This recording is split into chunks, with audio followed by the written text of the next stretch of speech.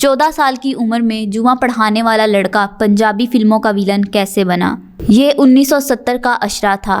तारीखी शहर लाहौर में कायम सुन्नी बरेलवी मसलक के मशहूर दीनी मदरसे जामिया नईमिया में 14 साल का एक लड़का नमाज जुमा की इमामत करवाया करता था। ऐन मुमकिन है कि नमाजी ये सोचते होंगे कि एक दिन ये लड़का इस मदरसे से बड़ा आलिम दीन बनकर निकलेगा, लेकिन ये शायद किसी के वहमो गुमान में ना होगा कि 9 उम्री के बांकेपन में ये सीधा साधा लड़का एक ऐसी दुनिया के फलक पर सितारा बनकर नमूदार होगा जिसे वो अभी तक गैर मजहबी या हराम तसव्वुर करता रहा।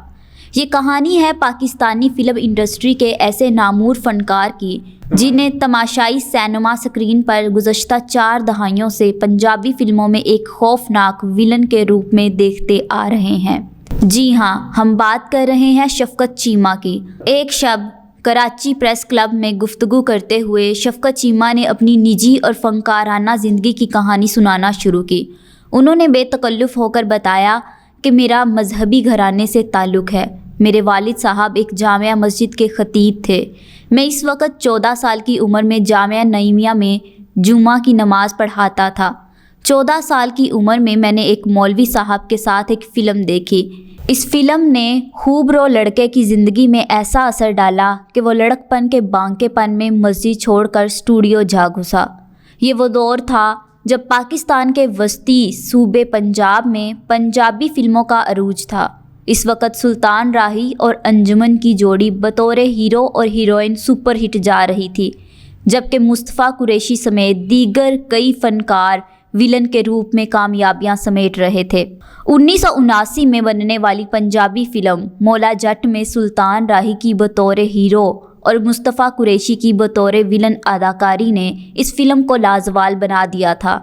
इसकी कहानी पर मबनी 2022 की film the legend of Maula Jatt में शफ़क़त चीमा ने एक अहम किरदार अदा किया है। शफ़क़त चीमा ने बताया कि जब वो फ़िल्म के शोबे में आए तो मैं किसी से झिझकाया नहीं, शर्माया नहीं। मैंने सबसे पहले शाह नूर स्टूडियो की ज़मीन को बोसा दिया और दुआ मांगी कि या अल्लाह, मैं इस फील्ड में आया हूँ, मुझे भी सितारा बना दे। और लोग हंस पड़े जो वहाँ पर मौजूद थे।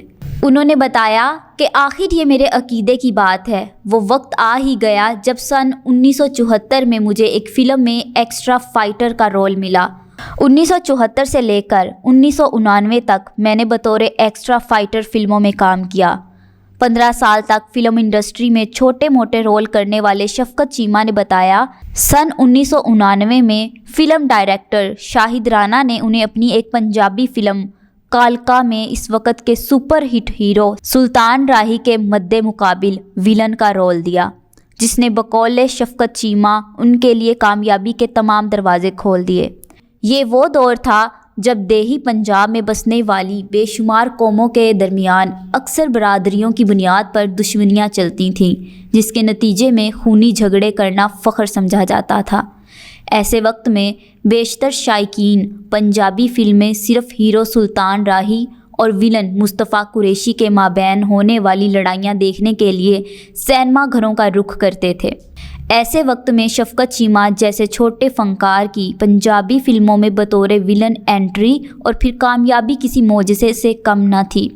शफ़क़त चीमा याद करते हैं कि इस वक्त पंजाब में ईद उल फितर पर तकरीबन 7-8 फ़िल्में एक साथ रिलीज़ होती थीं। सुल्तान राही साहब का वो बूम पीरियड था।